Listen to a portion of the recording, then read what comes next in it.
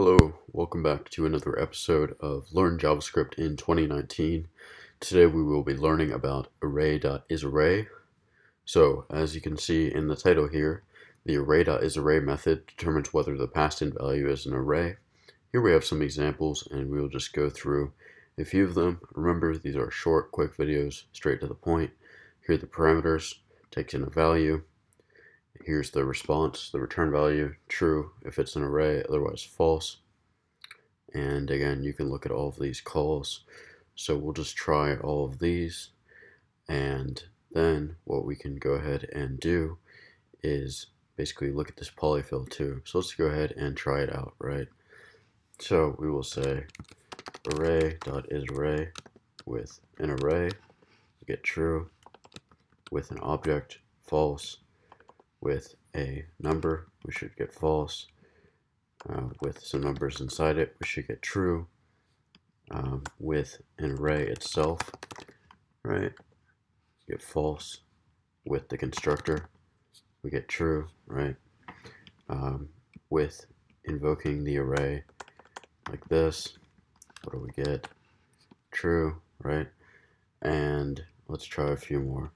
With the array.prototype, we should get true, okay, and let's try, let me explain.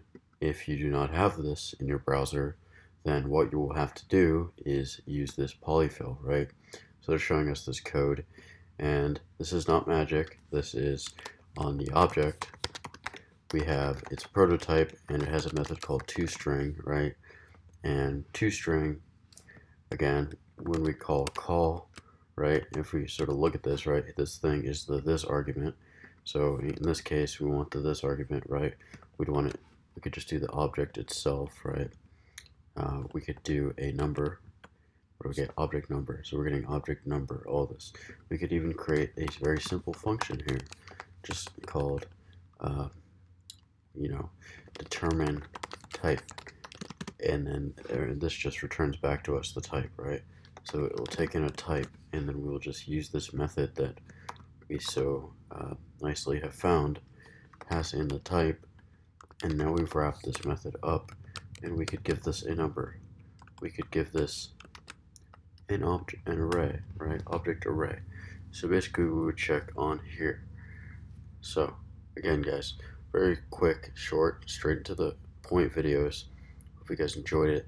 In the next video, we will be looking at array.of. Hopefully you guys enjoyed it. Take care.